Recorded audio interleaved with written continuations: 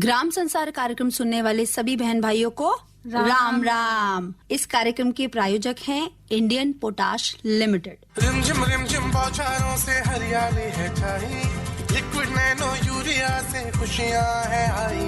पत्तों पर होता सीधा छिड़काव, फसलों को मिलता पूरा पोषण। पत्तों पर होता सीधा छिड़काव, शक्ति से भरे छोटे कण। मिट्टी हवा पानी को भी नुकसान नहीं, खाद के खर्चे में भी अब होगी कमी। नैनो टेक्नोलॉजी है आविष्कार, इस लिक्विड से मिलती भरपूर पैदावार। नैनो यूरिया की आधा लीटर बोतल किसान की एक बोरी यूरिया की जरूरत को पूरा करेगी। कितना खर्चा कम हो जाएगा ट्रांसपोर्टेशन का, बाकी सब चीजों का। छोटे किसानों के लिए ये कितना बड़ा संबल है। नैनो यूरिया लिक्विड आपके नजदीकी प्रधानमंत्री किसान समृद्धि केंद्रों, सहकारी समितियों एवं खाद्य विक्रेताओं के पास उपलब्ध है। ये प्रायोजित कार्यक्रम है रेडियो कृषि पाठशाला। जी नीलम बहन, तो चलिए फोन इन कार्यक्रम लेके हाजिर हैं हम अपने भाइयों के लिए। फोन इन कार्यक्रम है तो विषय भी है, विशेषज्ञ भी हैं हमारे साथ। बिल्कुल। तो विषय हमारा आज का है बसंतकालीन गन्ने में सह फसली खेती और खरपतवार नियंत्रण। क्या बात है नीलम बहन, आप बात कर रही हैं सह फसली खेती, यानी कि जैसे नाम से ही पता चल जाता है सह फसली खेती, यानी कि आपकी जो मुख्य फसल है उसके साथ आप कोई दूसरी फसल लगा सके, उससे आपको उत्पादन मिले। तो जब बात गन्ने की हो रही है कि जिसका उत्पादन बहुत ज्यादा है और उत्पादन इसका इतना है कि कई जगह तो ऐसा है कि इसके जो बार बार करने से, इसको उगाने से, खेती करने से जो जितना उत्पादन किसान को मिलना चाहिए नहीं मिल पाता। जी नहीं मिल पाता, क्योंकि जो उसकी जो खेतों की जो मिट्टी है उसकी भी उर्वरक शक्ति कम हो जाती है। जी बिल्कुल। तो और इसी को ध्यान में रखते हुए जो हमारे विशेषज्ञ हैं वो सलाह करते हैं हमारे किसान भाइयों की कि आप इसके साथ कोई सह फसली खेती लगा सकते हैं, इसके साथ कोई आप दूसरी खेती कर सकते हैं। बिल्कुल, जैसे मूंग है, उड़द है, इनकी खेती कर सकते हैं तो इसके साथ साथ आपको उत्पादन भी अच्छा मिलेगा। और उत्पादन अच्छा होगा तो आप ही का मुनाफा अच्छा होगा, हमारे किसान भाई बहनों का मुनाफा अच्छा होगा। तो चलिए, और इस विषय से संबंधित गन्ने की बसंतकालीन गन्ने में सह फसली खेती और खरपतवार नियंत्रण से संबंधित अगर आपकी कोई भी समस्या है, कोई भी आपको संकोच है या जानकारी आप लेना चाहते हैं तो हमारे विशेषज्ञ को से बात करके सीधा आप अपनी जानकारी ले सकते हैं, अपनी समस्या का समाधान पा सकते हैं। बिल्कुल। और विशेषज्ञ हैं डॉक्टर ईश्वर सिंह, जो कि प्रधान वैज्ञानिक हैं राष्ट्रीय पादप अनुवांशिक संसाधन ब्यूरो नई दिल्ली में। और जो दूसरे हमारे आमंत्रित विशेषज्ञ हैं डॉक्टर उपेंद्र सिंह तेवतिया, जो कि मुख्य प्रबंधक हैं कृषि विज्ञान इंडियन पोटाश लिमिटेड नई दिल्ली में। कार्यक्रम का संचालन कर रहे हैं शिवनंदन लाल। और देर नहीं करते हैं, सीधा चलते हैं अपने विशेषज्ञ के पास। डॉक्टर ईश्वर सिंह जी और डॉक्टर यूएस तेवतिया जी दोनों का कार्यक्रम में स्वागत है। धन्यवाद। और जिस तरीके से हमारे साथियों ने बताया कि बसंतकालीन गन्ने में सह फसली खेती और खरपतवार नियंत्रण, तो डॉक्टर ईश्वर सिंह जी सबसे पहले आपसे जानना चाहूंगा कि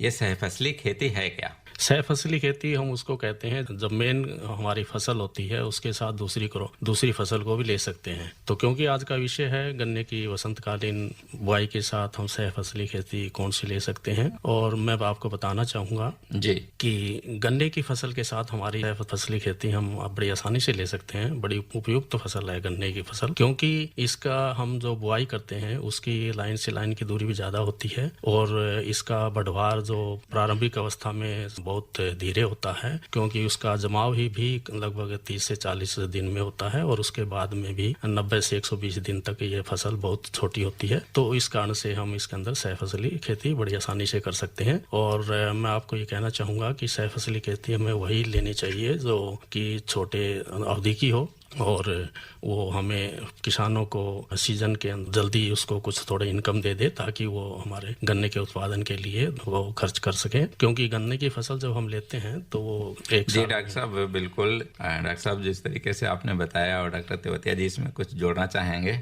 ऐसा है कि ये समय जो चल रहा है अब, ये जो हमारी मूंग की खेती है, हम गन्ने में मूंग भी बो सकते हैं। उसमें क्या है कि 2 महीने की क्रॉप है और अच्छा हम पैदावार ले सकते हैं। लेकिन देखिए, मैं ये बताना चाहूँगा, जब हम सह फसली खेती करते हैं तो हमें 2-3 मुख्य बातों का ध्यान रखना होता है जी। वो मुख्य बात ये है कि एक तो हमारी पानी की रिक्वायरमेंट मैच करनी चाहिए हमारी मेन क्रॉप से। दूसरा जो हाइट है, जो ऑक्यूपेंसी होगी, जो कवरेज की, जो लीफ कैनोपी होगी, वो डिफरेंट होनी चाहिए। जी। क्योंकि गन्ने की फसल बड़ी होती है तो हमारी छोटी फसल होनी चाहिए, और एक दूसरे पे जो है गलत प्रभाव उनका ना पड़े। और दूसरा, जड़ की जो होती है, जड़ की गहराई जी, अगर वो डिफरेंट हो तो और भी अच्छा रहता है, जिससे कि खाद और पानी के लिए कंपटीशन ना हो। तो ये चीजें को ध्यान में रखने की होती है। जी डॉक्टर साहब, बिल्कुल हमारे किसान भाई सुन रहे हैं इंडियन पोटाश लिमिटेड द्वारा प्रायोजित कार्यक्रम गन्ने की खेती, और आज का विषय है बसंतकालीन गन्ने में सहफसली खेती और खरपतवार नियंत्रण। और विशेषज्ञ हैं डॉक्टर ईश्वर सिंह, जो कि प्रधान वैज्ञानिक हैं राष्ट्रीय पादप आनुवांशिक संसाधन ब्यूरो नई दिल्ली में, और दूसरे विशेषज्ञ हैं डॉक्टर US तेवतिया, जो कि मुख्य प्रबंधक हैं कृषि विज्ञान इंडियन पोटाश लिमिटेड में। और डॉक्टर साहब, जो हमारे किसान भाई गन्ने की खेती करते हैं या गन्ने की फसल में उन्हें किसी भी प्रकार की कोई समस्या आ रही है, कीटों से संबंधित अगर कोई फसल लगाना चाहते हैं, किस्म जानना चाहते हैं, बिजाई की विधि जानना चाहते हैं, तो निश्चित तौर पे बेधड़क फोन कर सकते हैं, और विशेषज्ञ हमारे दोनों तैयार बैठे हैं जवाब देने के लिए। तो डॉक्टर साहब, जैसे आप जिक्र कर रहे थे कि जैसे दलहनी फसलें हैं उनको लगा सकते हैं, तो इनकी क्या कुछ ऐसी किस्में भी हैं जिनको विशेष तौर पे प्रयोग कर सकते हैं जो हमारे किसान भाई गन्ने के साथ? हाँ, गन्ने के साथ जब हम वसंतकालीन गन्ने के साथ हम सहफसली खेती करते हैं तो उसमें हम मूंग, उड़द और काउपी जैसी ये फसलें, जो दलहनी फसलें हैं, इसको हम ले सकते हैं। ये फसलें क्योंकि जल्दी तैयार हो जाती है, लगभग 90 से 120 दिन में, तो ऐसी फसलें लेते हैं जो जिसकी अवधि कम हो, जैसे कि मूंग की किस्में हैं K 851 और PDM 1 है। तो ये फसलें अच्छी पैदावार दे देती है, लगभग इसकी पैदावार 6 से 8 क्विंटल प्रति हेक्टेयर होती है। और इसको हम गन्ने की लाइनों के अंदर जो 75 सेंटीमीटर पर गन्ना बोते हैं उसके अंदर एक या दो पंक्ति हम ले सकते हैं। और इसका फायदा ये भी है कि क्योंकि हम मूंग और ये उड़द और काउपी है, ये फसलें दलहनी फसलें हैं, तो ये हमारी वायुमंडलीय नाइट्रोजन को एकत्रित करती है, तो जिसके कारण न केवल इन पौधों को ही इसका फायदा होता है, गन्ने को भी फायदा होता है। क्योंकि इसको जब हम काट लेते हैं तो उसके बाद में जो इसका भूसा, जो पत्तियां और तना जो होता है, वो उसी खेत में हम छोड़ देते हैं। और क्योंकि गन्ने की अवधि लगभग 1 साल की होती है, तो ये अच्छी तरह से सड़ जाता है और उसे गन्ने को नाइट्रोजन देता है। तो हमें दलहनी फसलों को गन्ने के साथ लेने से गन्ने की उपज में भी अच्छा प्रभाव पड़ता है। जैसे किस्मों की बात कही, मूंग की तो मैंने बताया, उड़द की 2 किस्में हैं, जैसे कि PDU 1 है, इसको हम ले सकते हैं। काउपी की जो किस्म है, जो पूषा कोमल है, पूषा कोमल ये हमारी वेजिटेटिव टाइप, इसकी हम जो हरी पोड जो फलियां होती है उसको तोड़कर साग के रूप में उसका प्रयोग करते हैं। और इसकी लगभग हरी जो फलियां होती है उसकी उपज लगभग 30 से 35 क्विंटल प्रति हेक्टेयर हम पा लेते हैं। तो इस तरह से हम दलहनी फसलों को गन्ने के साथ सहफसली लेने से किसान को अतिरिक्त आमदनी हो जाती है। जी डॉक्टर साहब, बिल्कुल अतिरिक्त आमदनी हो जाती है। जो हमारे किसान भाई मान लीजिए गन्ने की फसल में दलहनी फसल लगाते हैं, तो उससे जो दलहनी फसलों की जड़ों में नाइट्रोजन को इकट्ठा करने वाले जो कण पाए जाते हैं, राइजोबियम बैक्टीरिया पाया जाता है, तो उससे क्या फर्क पड़ता है जो दूसरी फसल है उसके उत्पादन पर? जैसा कि आपने बताया, ये फसलों की ये विशेषता होती है कि इनकी जड़ों में गांठें पाई जाती हैं जी, और उन गांठों में बैक्टीरिया होते हैं जिनको राइजोबियम कहते हैं जी। तो वो एटमॉस्फेयर की नाइट्रोजन को लेके जमीन में फिक्स करते हैं, प्लांट में फिक्स करते हैं।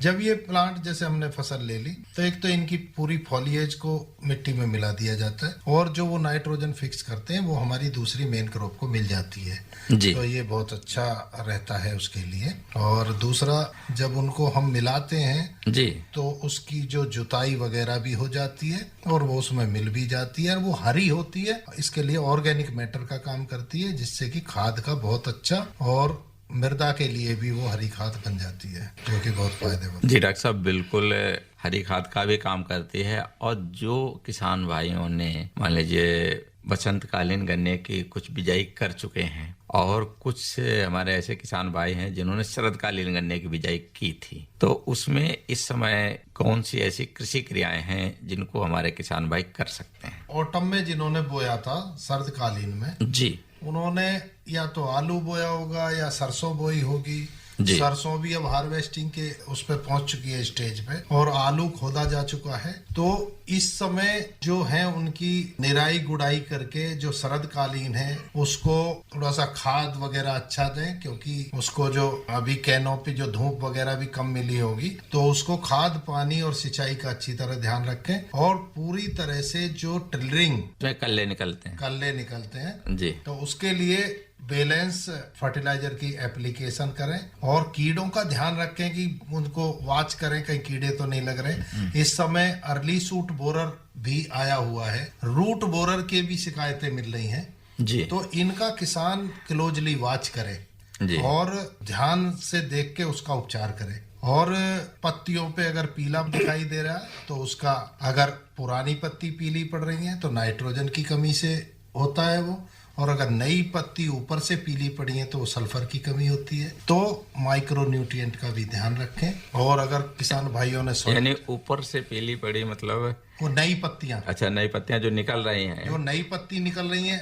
अगर वो पीली पड़ रही है तो सल्फर की कमी है, और पुरानी पत्ती पीली पड़ रही है तो नाइट्रोजन की। उसका एक वो है कि जो सल्फर है वो ऊपर की तरफ ज्यादा नहीं बढ़ता है और नाइट्रोजन ऊपर की तरफ चलती है तो सीधा ऊपर जाता, तो उनमें पीलापन पड़ जाता है। और दूसरा आपने वो कहा कि कुछ लोग इस समय बुआई कर रहे हैं जी, तो मैं उन किसान भाइयों से ये बताना चाहूंगा, देखिए वैरायटी का सही चयन करें। आजकल जो गन्ना विशेषज्ञ हैं वो जो CO 0238 वैरायटी है उसमें लाल सड़न रोग की समस्या आ चुकी है, तो उससे बचने का जो निवेदन करते हैं कि भाई दूसरी अच्छी वैरायटी है 0118 है, CO 15023 है। जी डॉक्टर साहब, एक किसान भाई का फोन है। हेलो जी सर, हम जानना चाहते हैं कि गन्ने की खेती करें। एक मिनट, अपना नाम और पता बताइए। राजेश बोल रहा हूँ मुरादाबाद। हाँ राजेश जी, मुरादाबाद से गन्ने की खेती से संबंधित आप अपना सवाल कीजिए।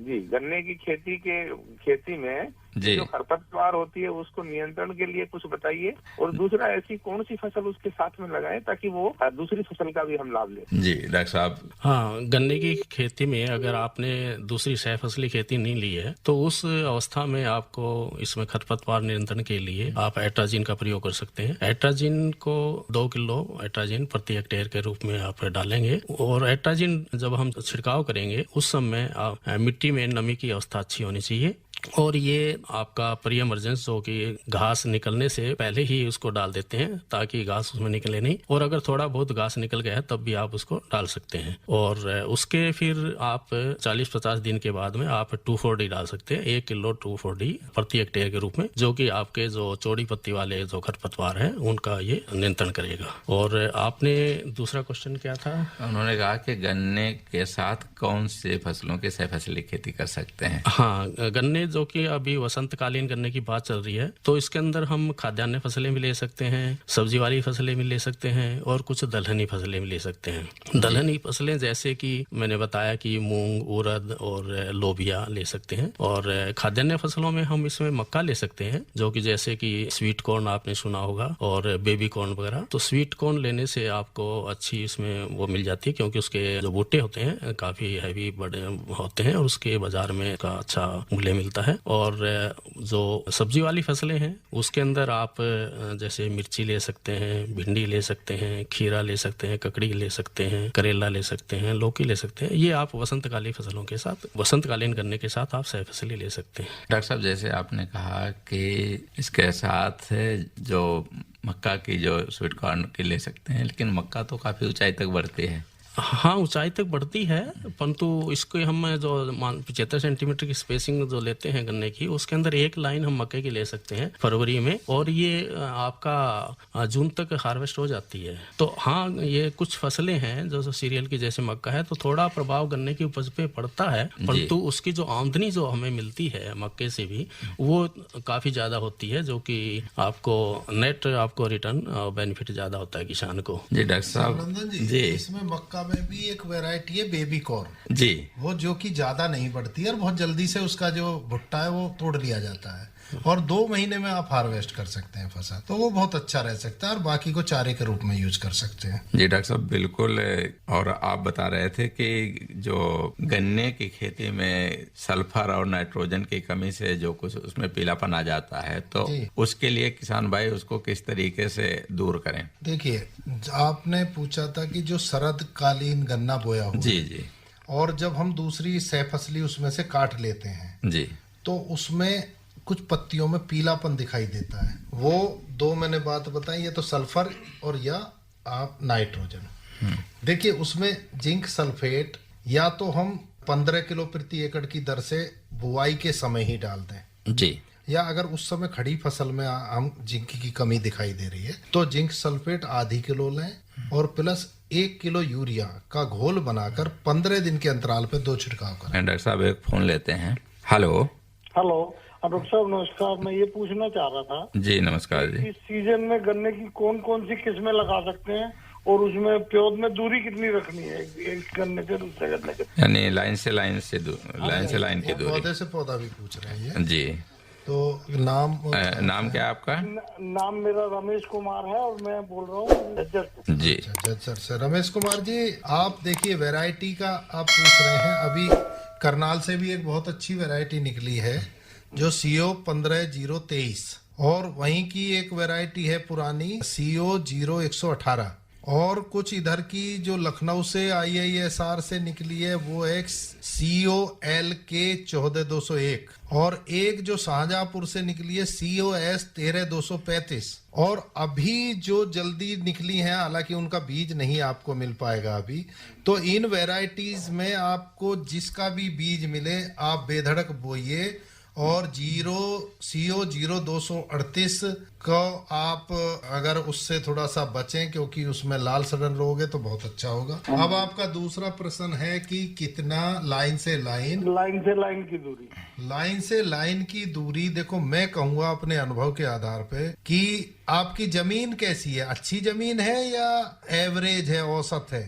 नहीं, एवरेज है। कभी आपने सॉइल टेस्ट कराया है? नहीं, अभी तक तो नहीं कराया। अच्छा, देखिए, जो मिट्टी की फर्टिलिटी उर्वरकता होती है ना, उस पर बहुत कुछ डिपेंड करता है। आपने पहले देखा होगा जब अगर हम कल्ले अच्छे ले सकते हैं, अगर उसमें बहुत ज्यादा टिल्लिंग हम ले पाते हैं और खाद पानी अच्छा देते हैं, तो देखिए इधर के एरिया में नॉर्थ में आप 3 फुट की दूरी रखिए। लाइन से लाइन की 3 फुट? हाँ, लाइन से लाइन की 3 फुट रखिए और पौधे से पौधे की 1.5 फुट से लेकर 2 फुट रखिए।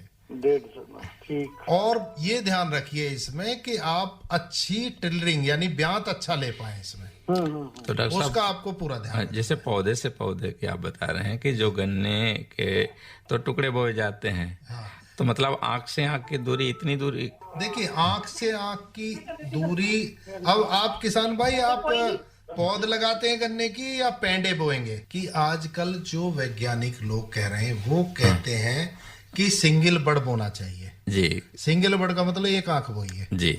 1 आंख बोने का फायदे बहुत ज्यादा है। नंबर 1, उसका बीज उपचार अच्छी तरीके से हो सकता है, दोनों तरफ से उसमें जो केमिकल है वो एंटर कर सकता है जी। दूसरी बात ये है कि देखिए, गन्ने की जो आंखें होती हैं जी, वो विपरीत दिशा में होती है। 1 आंख इधर होगी तो दूसरी आंख दूसरी साइड, अपोजिट साइड में। हाँ, उस केस में अगर आप 2 आंखों का 3 आंखों का गन्ना काटेंगे तो 1 आंख बिल्कुल नीचे जाएगी। एक फोन लेते हैं। हेलो नमस्कार जी।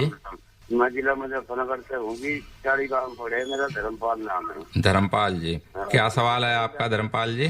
जैसा एक डॉक्टर साहब भी कह रहे थे 36 इंच में वो खोड़ की दूरी जी। बड़े आदमी की कहावत है, छिद्दी बारी छिद्दी कुपास, हर जिसका रह जाए छिद्दा उसकी बसड़ की कहावत जी। दूरी डॉक्टर साहब को समझाओ, न को 30 इंच की दूरी दे रहे खोड़ को। हाँ, डॉक्टर साहब उनका कहना है कि 2.5 फुट की दूरी भी ठीक है। 2.5 फुट की दूरी भी सही है। किसान भाइयों, आपको पता होगा धर्मपाल जी के 4 फुट पे भी बो रहे हैं किसान और 5 फुट पे भी बो रहे हैं और 6 फुट पे भी बो रहे हैं। आपके यहाँ मुजफ्फरनगर में भी ट्रेंच विधि से बो रहे हैं और अच्छी पैदावार ले रहे हैं। और मैं आपको नाम बता सकता हूँ, आप उनके खेत पे जाके भी देख सकते हैं। बाबूजी डॉक्टर साहब मैंने सारी दाल की खेती करके देख ली। हाँ बकवास मारेंगे क्या? धर्मपाल जी, मैं भी खेती करता हूँ और मैंने भी अपना गन्ना बो रखा है और मेरे को अनुभव है 4 फीट पे भी बोने का, 5 फीट पे भी बोने का, 2.5 फीट पे भी बोने का और 3 फुट पे बोने का। मैंने भी खेती कर रखी है, मैं किताब पढ़ के नहीं कर रहा है बात। डॉक्टर साहब एक बात बताऊं, जो उनका 5 फुट वो करवा दो उसकी है जी, उसकी बोलेगी 4 करवा दो। अब रही बात, देखिए आप बात, दूसरी बात हम ये कह रहे थे कि 1 आंख का गन्ना बोना चाहिए। हम क्यों कह रहे हैं आपसे, आप ये बताओ 3 आंख का काटते हो या 2 आंख का काटते हो? हमने बीज ऊपर का गोंद का तार के जिसमें 2 अंगड़ पर पड़ी है गोंद पे। आपने मेरी बात का सवाल नहीं दिया, बात बहुत अच्छी है ऊपर का काटा आपने। मैं ये कह रहा हूँ ऊपर का जो काटा आपने 2 आंख के पेंडे काटे या 3 आंख के? 2 आंख की काटी जी। तो आप जब खेती करते हैं आपको ये पता होगा गन्ने की आंख एक दूसरी दिशा में होती है, एक दूसरी में होती है, अपोजिट दिशा में होती है। हमने डॉक्टर साहब लेजर ऐसा मनवा रखा। धर्मपाल जी, जो मैं बात कह रहा हूँ अगर आपको करना है तो मेरी उस बात का जवाब दीजिए कि आंख जो होती है 2, वो एक तरफ होती है या दूसरी दिशा में होती है, एक इधर और एक उधर? एक उधर हो एक उधर हो। तो जब आप 2 आंख का बोएंगे तो 1 आंख तो लाजमी नीचे जाएगी, बराबर में रहती है। जरूरी नहीं है, देखियो रह सकती है, मैं मानता हूँ, लेकिन जरूरी नहीं है बराबर में, वो नीचे भी जा सकती है। बिल्कुल मान के एक आंख बिल्कुल चल जाएगी। हाँ चली जाएगी, कुछ हो सकता है बराबर में भी जाएंगी, कुछ ऐसे जाएंगी।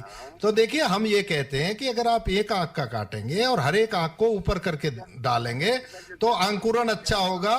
हमारे धर्मपाल जी, अगर अंकुरण अच्छा ले लोगे आप तो आपको 3 फुट में भी कोई दिक्कत नहीं होगी, अगर आपकी उसमें पॉपुलेशन अच्छी हो जाएगी। दूर खूड़ रखने में जब दिक्कत होती है, जब खूड़ में जो जर्मिनेशन है वो अच्छा ना हो, ब्यात अच्छा ना हो, तो आपको दिक्कत होती है। तो इसलिए जब सारी चीज आप सुनिए ध्यान से, तभी आपको फायदा होगा। देखियो हम आपको कोई प्रेस तो कर नहीं सकते, अगर आपको तजर्बा जो अच्छा लगता है उसके हिसाब से कीजिए, लेकिन हमारे पास जो जानकारी है वो वैज्ञानिक के साथ साथ किसान की जानकारी है, हमको यहाँ किताब पढ़ के नहीं बता रहे आप। ठीक है, चलिए जी, बहुत बहुत धन्यवाद। ठीक है धर्मपाल जी, फोन करने के लिए आपका बहुत बहुत धन्यवाद। डॉक्टर साहब, इसमें आप कुछ जोड़ना चाहेंगे? स्पेसिंग की बात। हाँ, स्पेसिंग की इनका कहना है कि अगर हम 2.5 फीट पर भी बोएं तब भी उत्पादन अच्छा मिलेगा। हाँ, 2.5 फीट पे 75, जो आप वसंतकालीन गन्ना ले रहे हैं उसको 75 सेंटीमीटर पर बोते हैं। और जो डॉक्टर साहब ने बात कही थी उसमें यह है कि जैसे ट्रेंच विधि से बोते हैं, उसके अंदर क्या है कि आप 2 लाइन गन्ने की लेते हैं 30 सेंटीमीटर पे और उसके बाद में 120 सेंटीमीटर छोड़ देते हैं। तो इस तरह आपकी जो 120 सेंटीमीटर की स्पेसिंग होती है उसमें आप सह फसली खेती भी ले सकते हैं और इसमें आपका गन्ने की उपज भी आपकी बढ़ जाती है। डॉक्टर साहब, इसमें तो वही बात हो गई कि जैसे जब 2 लाइनें साथ साथ करते हैं और बीच में अगर ज्यादा भी स्पेस है तो कवर हो जाता है और उत्पादन पे कोई फर्क नहीं पड़ता है। इसको पेयर्ड रो मेथड बोलते हैं कि दो आप 1.5 फुट पे 2 लाइन बोजिए और फिर आप 4 फुट जगह छोड़ दीजिए, तो वो दोनों तरफ अच्छी तरह फैल जाता है। और उसका एक और फायदा मिलता है, जब हमारे किसान भाइयों की फसल बड़ी हो जाती है तो बंधाई के समय गन्ना गिरता भी नहीं है, बांध देते हैं आसानी से उसको। हाँ, जो आपकी ट्रेंच विधि है उसके अंदर, क्योंकि आप ये गन्ना बोते हैं तो वो गहरा बोया जाता है जी, क्योंकि उसमें लगभग 20-25 सेंटीमीटर गहरी आपका चौड़ी नाली खोलते हैं, तो क्योंकि गहराई होने के कारण गहरा बोया जाता है। और उसके बाद में जो हम उसमें निराई गुड़ाई करते हैं और उसमें मिट्टी चढ़ाने का काम करते हैं, तब वो मिट्टी आपकी गन्ने की लाइनों पे आ जाती है। तो इस तरह से आपकी उसकी सेट जो जहाँ बोया है उसकी गहराई बन जाती है और उसमें गन्ना गिरने की समस्या कम रहती है फिर उसके अंदर, तो इसके कारण से उसकी उत्पादकता भी बढ़ जाती है। दूसरा ये कि ट्रेंच में बोते हैं तो आपकी उसमें आप गन्ने की जड़ों के पास का पोषक तत्व वगैरह देते हैं, तो उससे भी उसका उपयोग क्षमता अच्छी हो जाती है। जी डॉक्टर साहब, बिल्कुल हमारे किसान भाई सुन रहे हैं गन्ने की खेती से संबंधित ये हमारा प्रायोजित कार्यक्रम है और इस कार्यक्रम के प्रायोजक हैं Indian potash limited. Doctor Ishwar Singh ji और डॉक्टर तेवतिया जी दोनों का कार्यक्रम में पुनः स्वागत है। और हम बात कर रहे थे कि गन्ने में सहफसली खेती और खरपतवार नियंत्रण पे, और सहफसली खेती की काफी बात हुई थी, लेकिन जो खरपतवार नियंत्रण की कई विधियां हैं जिनको हमारे किसान भाई अपना सकते हैं। बात करने से पहले देखते हैं कि किसी किसान का फोन है। हेलो। हेलो, नमस्कार जी। नमस्कार जी। अपना रेडियो सेट थोड़ा दूर कर लो। मैं नरेश कुमार बोल रहा जी, मीरापुर ग्राम शिवपुरी मुजफ्फरनगर से। जी नरेश कुमार जी, क्या सवाल है आपका? मेरे 2 प्रश्न हैं जी। तो ये नैनो जी बोरे वाले यूरिया से कैसे डिफर है, मतलब अंतर क्या है? जी डॉक्टर साहब, देखिए बोरे वाला यूरिया जो है वो पहली बात तो सॉलिड होता है, ये लिक्विड में है आधे लीटर की बोतल में। दूसरा क्या है कि इसका स्प्रे किया जाता है फसल पे, और इसमें भी नाइट्रोजन है और उसमें भी नाइट्रोजन है जो प्रेड यूरिया होता है, लेकिन इसकी नाइट्रोजन इफेक्टिव ज्यादा है क्योंकि ये नैनो टेक्नोलॉजी से बनाया गया है और डायरेक्ट स्टोमेटा से घुस के ये प्लांट सेल में जाता है, जिसका असर अधिक होता है। तो ये इनमें अंतर है। और दूसरी बात ये कि जो प्रिल्ड यूरिया होता है जो ठोस, उसको हम डालते हैं बुवाई के समय, और इसको केवल डाला जा सकता है, देखिए क्योंकि स्प्रे करना है तो पत्तियां होनी चाहिए, खेत हरा भरा होना चाहिए, इसका तभी स्प्रे कर सकते हैं। और बुवाई के समय प्रिल्ड यूरिया डालिए आप, और जब फसल की कैनोपी थोड़ा सा पत्तियां अच्छी हो जाएं तब इसका स्प्रे किया जाता है। अच्छा, दूसरा प्रश्न ये है जी कि हमारे क्षेत्र में गन्ना यदि बसंतकालीन जी, और यहाँ बारिश वर्षा बहुत जबरदस्त हो गई, भारी वर्षा हो गई जी, तो जमाव की क्या स्थिति रहेगी जी? कैसे ये जमेगा, कैसे मतलब ये गन्ने की जो ये आँख है ये गलेंगी तो नहीं? नहीं, अरे बिल्कुल नहीं गलेंगे, आप चिंता ना करें। कब बोया था आपने? ये बोया जी अभी 1 सप्ताह पहले जी। इससे चिंता ना करो आप, इसका कोई नहीं, गलेंगी नहीं पत्तियां, वो आंखें उनकी फूल चुकी होंगी 1 हफ्ते में और वो बढ़िया जमेगी, क्योंकि पीछे तो टेम्परेचर बहुत ज्यादा था और उनकी आंखें निकलने वाली होंगी, बल्कि ये फायदेमंद रहेगा उसको, वो ऊपर आसानी से निकल आएंगे। हाँ, आसानी से निकल आएंगे, और उनको जो अगर किसी को नमी कुछ कमी रह गई होगी तो नमी की पूर्ति हो जाएगी, यानी एक सिंचाई का भी काम करेगा।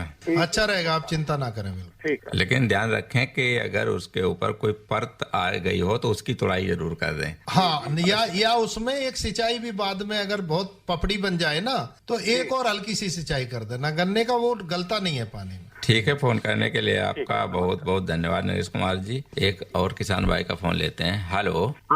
नमस्कार जी। नमस्कार। लगता है इनका फोन कट गया है। डॉक्टर साहब, हम बात कर रहे थे गन्ने में खरपतवार नियंत्रण पे, जो हमारी बसंतकालीन बिजाई हमारे किसान भाइयों ने कुछ ने की है और या जो पहले कर चुके हैं शरदकालीन उसमें। हेलो, अपना रेडियो सेट थोड़ा दूर कर लो। हेलो, नमस्कार जी। नमस्कार जी। अपना नाम और बताइए। मेरा नाम रणवीर सिंह है जी। हाँ, रणवीर सिंह जी, कहाँ से बोल रहे हैं? गांव मुरादाबाद है जी, जिला गाजियाबाद से बोल रहे हैं जी। अपना थोड़ा रेडियो सेट दूर कर लो। अच्छा जी, ठीक है। क्या सवाल है आपका? मेरा सवाल यह है जी कि हमारे गांव में 900 बीघे ऊसर भूमि थी जो आज कृषि योग्य हो गई है। अच्छा, ठीक है। क्या गन्ना तो उसमें बहुत अच्छा होता है, लेकिन वो जो है मूंग और उड़द जो सहफसली खेती करते हैं उसमें जी, वो पहले पानी पे ही जो है पीली पड़ के सूख जाती है, क्योंकि वो भूमि ऊसर है, उसको आपने सुधार के किया है, तो उसमें तो आप पहले दलहनी फसलें ले सकते हैं, बरसीम उसमें ले सकते हैं, क्योंकि ये वो फसलें हैं कि जिससे ढैंचा आप ले सकते हैं, जिससे भूमि सुधार होता है। वो तो चालू हो गई जी। अच्छा, चालू है जी, बिल्कुल जो है वो 900 क्विंटल प्रति हेक्टेयर की पैदावार दे रही है। अच्छा, लेकिन उसमें उड़द और मूंग जो है वो पहला पानी देने के बाद में पीली पत्ती पड़ करके सूख जाती है। आप ऐसा है कि आप अपनी मिट्टी टेस्ट कराइए कभी आपने? सर, मिट्टी तो टेस्ट ना कराई जो है। हाँ, तो आप मिट्टी की जांच करा लो। आप एक मिट्टी की जांच कराइए आप। और एक वैरायटी कौन सी बोते हैं मूंग की? अब तो यही चल रही है 238 जो है। नहीं, वो तो गन्ने की हो गई। जो मूंग की बात कर रहे थे ना आप, मूंग सूख जाती है, वो याद नहीं जी। अच्छा, तो एक बार मिट्टी टेस्ट कर ले तो बहुत अच्छा। डॉक्टर साहब, ये गन्ने की खेती कर रहे हैं, 238 बो रखा है। इनका कहना यह है कि उसमें हम सहफसली खेती में मूंग लगाते हैं, नहीं, अब वो पीली हो जाती है। हाँ, मूंग लगा रहे हैं तो क्योंकि उसमें आपने उपचार किया है धरती का, मिट्टी का, तो उसमें साल्ट अभी ज्यादा है, तो ये मूंग और ये जो आपकी है ना दलहनी फसलें, इसको ये ज्यादा साल्ट सहन नहीं करती है, तो आप मूंग और ये लगाने के बजाय दूसरी फसल लें, वो ज्यादा आपके लिए फायदेमंद होगी। एक दूसरा प्रश्न है जी। ट्रैक्टर के रीजर से गन्ना बोते हैं हमारे यहाँ, रेजर जो है जी, उसमें एक आंख वाला बोया जा सके इसमें? हाँ बिल्कुल, देखिए आप हाथ से ही तो बोते होंगे ना? हाँ जी, हाँ जी। हाँ, तो बिल्कुल बो सकते हैं। उसमें एक आंख से ये होता है कि आप हर एक आंख को ऊपर की तरफ को कर सकते हैं, ऊपर की तरफ को। हाँ, क्योंकि देखिए गन्ने में विपरीत दिशा में होती है ना आंखें, हाँ जी हाँ जी। अगर 3 आंख का या 4 आंख का गन्ना बोएंगे या 2 आंख का, तो वो एक ऊपर जाएगी एक नीचे जाएगी। किसान भाई, अगर आप अंकुरण सही से कर पाए अपने गन्ने में तो आपकी जीत होगी। और जितना लेट बोएंगे जैसे गर्मी में, तो वो कम होता जाएगा। उसके लिए आपको फिर नमी का ध्यान रखना पड़ेगा। ये बहुत अच्छा समय चल रहा है, जल्दी से जल्दी गन्ना बो देना चाहिए। और अगर आप गेहूं काट के गन्ना बोना चाहते हैं तो अभी नर्सरी लगा दें गन्ने की, इतने 1 महीने की हो जाएगी। उसको डायरेक्ट कूड़ निकाल के उसमें लगा के तुरंत पानी कर। ठीक है रणवीर जी, फोन करने के लिए आपका बहुत बहुत धन्यवाद। हेलो। हेलो, नमस्कार सर। हाँ नमस्कार जी। हाँ जी, मैं संजय कुमार बोल रहा हूँ। जी संजय जी, कहाँ से बोल रहे हैं?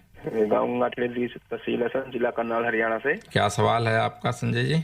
आज सर हमारे यहाँ क्या अभी भी जैसे गन्ने की बिजाई की जा सकती है? जैसे सरसों वाले के खेत खाली हो गए हैं। सरसों के बिल्कुल खेत, बिल्कुल कर सकते हैं आप। और अच्छी तरह गहरी जुताई करके कीजिए। और वैरायटी करनाल की CO 15023 है। आप CO 0118 भी बो सकते हैं।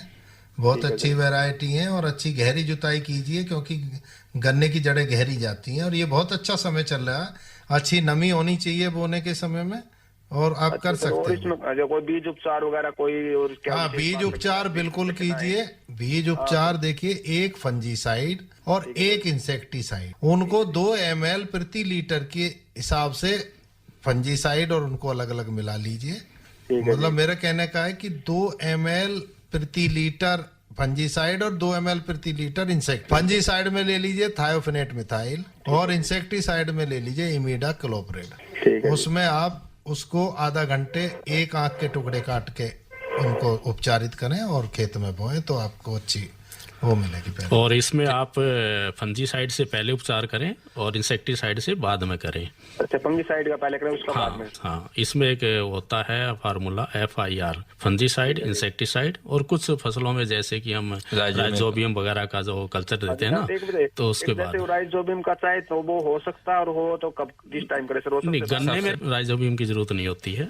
हाँ, इसके अंदर आप असीटोबैक्टर ये वो आता है, उसका कल्चर आप डाल सकते हैं। वो हो सकता है जी। हाँ, वो मतलब फिर उसको सर से बाद में करें फिर? हाँ, उसको तो आप खुडों में डाल देंगे। अच्छा, खुडों में डाल देंगे। इसको खाद के साथ मिला के बुआई के समय गोबर की खाद के साथ और खुडों में डाल देंगे उसको।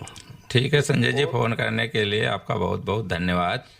तो डॉक्टर साहब, हम बात कर रहे थे कि गन्ने में खरपतवार नियंत्रण की।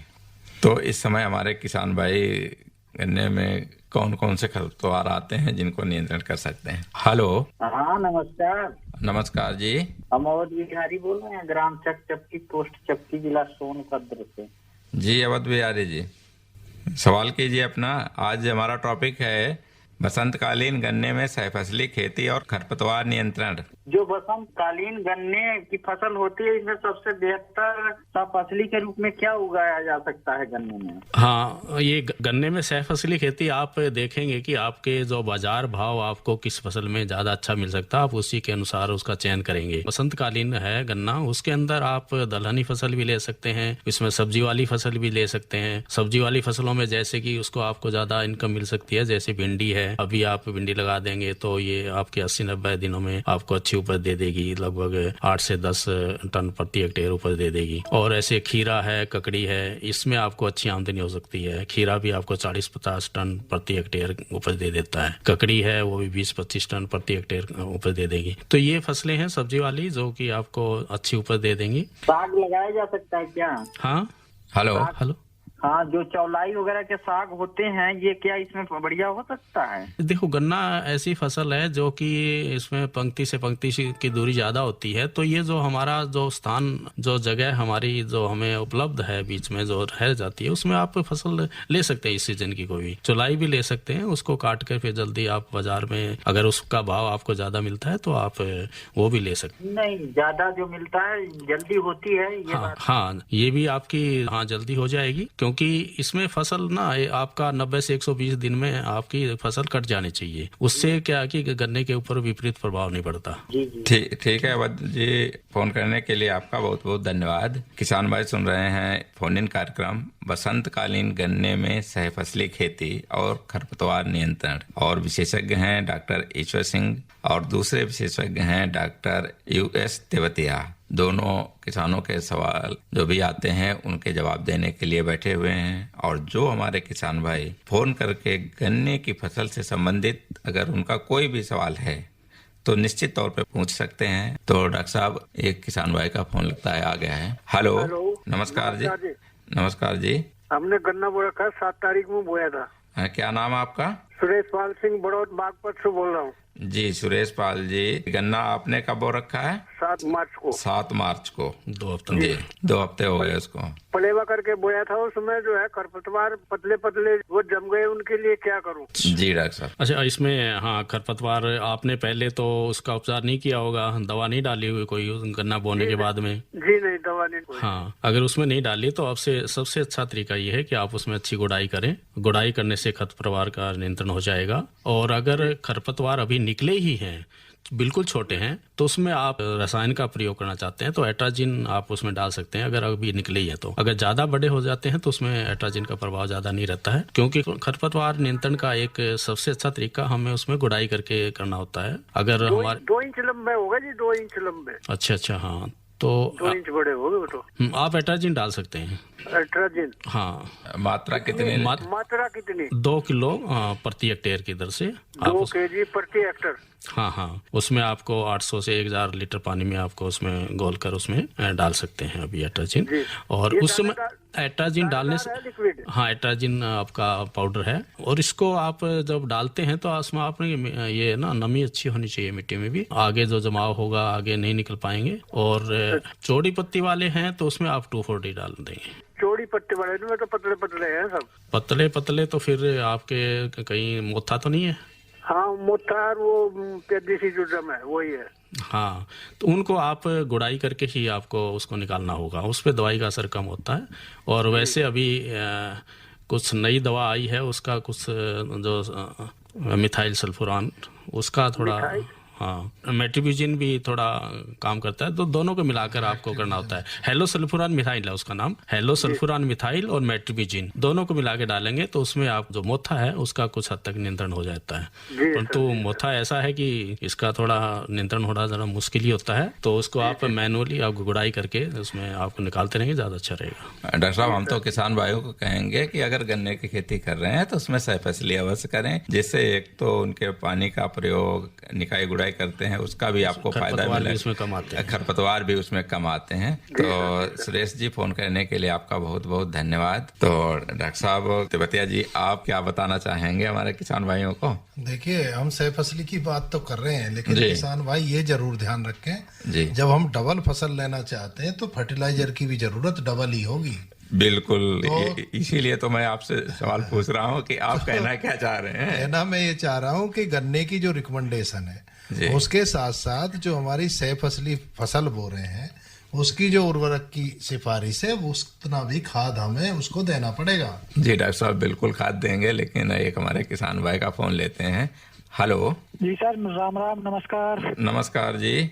ग्राम गौर जामा, जिला सागर, मध्य प्रदेश से विपिन कटारे बात कर रहा हूँ सर। जी विपिन जी, क्या सवाल है आपका? सर, सवाल ये था कि गन्ने में अगर थोड़ा बहुत खरपतवार है, कम है, ज्यादा नहीं है, तो सर कोई जैविक उपाय भी है अगर रसायन का उपयोग ना करें तो? जैविक उपाय नहीं है साहब, इतना ज्यादा इफेक्टिव नहीं है। जैविक उपाय अगर खरपतवार बहुत छोटा है तभी कर सकता है, और इसके कुछ प्रोडक्ट हैं जो ये इंटरनेशनल पेनिसिया लिमिटेड है, तो एग्जैक्ट आप उन्हीं से पूछना पड़ेगा। लेकिन जैविक से बड़ा मुश्किल होता है, निराई गुड़ाई करनी होती है अगर आपको जैविक करना है। डॉक्टर साहब, हम तो कहेंगे कि अगर कोई भी खरपतवार आता है, अगर डॉक्टर साहब हमारे किसान भाई उसमें निकाई गुड़ाई करते हैं तो उसका फायदा गन्ने की फसल को भी मिलता है। उसका वायु संचार बढ़ता है और उसमें नमी का संरक्षण होता है, उत्पादन भी अच्छा मिलता है। उत्पादन अच्छा होता है। ठीक है सर। ठीक है विपिन कटारिया जी, फोन करने के लिए आपका बहुत बहुत धन्यवाद। डॉक्टर साहब, जब तक किसी किसान भाई का फोन आता है तब तक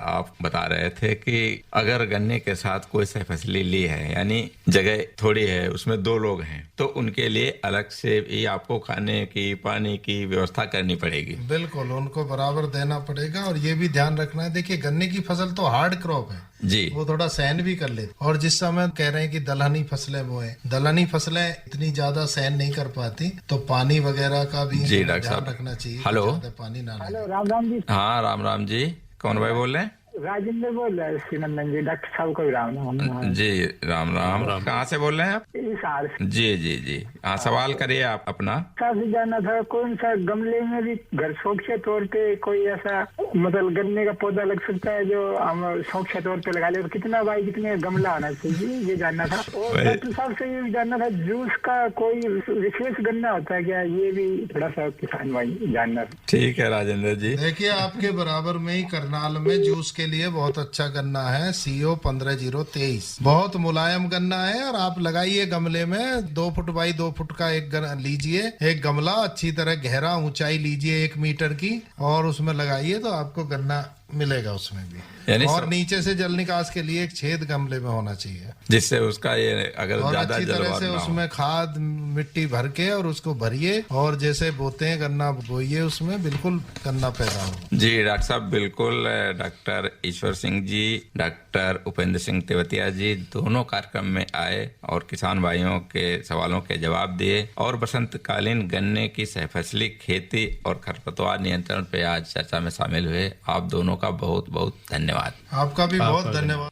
रिमझिम से हरियाली है छाई, लिक्विड नैनो यूरिया से खुशियां है आई, पत्तों पर होता सीधा छिड़काव, फसलों को मिलता पूरा पोषण, पत्तों पर होता सीधा छिड़काव, शक्ति से भरे छोटे कण, मिट्टी हवा पानी को भी नुकसान नहीं, खाद के खर्चे में भी अब होगी कमी, नैनो टेक्नोलॉजी है आविष्कार, इस लिक्विड से मिलती भरपूर पैदावार। नैनो यूरिया की आधा लीटर बोतल किसान की 1 बोरी यूरिया की जरूरत को पूरा करेगी। कितना खर्चा कम हो जाएगा ट्रांसपोर्टेशन का, बाकी सब चीजों का। छोटे किसानों के लिए ये कितना बड़ा संबल है। नैनो यूरिया लिक्विड आपके नजदीकी प्रधानमंत्री किसान समृद्धि केंद्रों, सहकारी समितियों एवं खाद्य विक्रेताओं के पास उपलब्ध है। इस कार्यक्रम के प्रायोजक थे इंडियन पोटाश लिमिटेड। आज का कृषि जगत कार्यक्रम यही समाप्त होता है। सुनने वाले सभी बहन भाइयों को राम राम।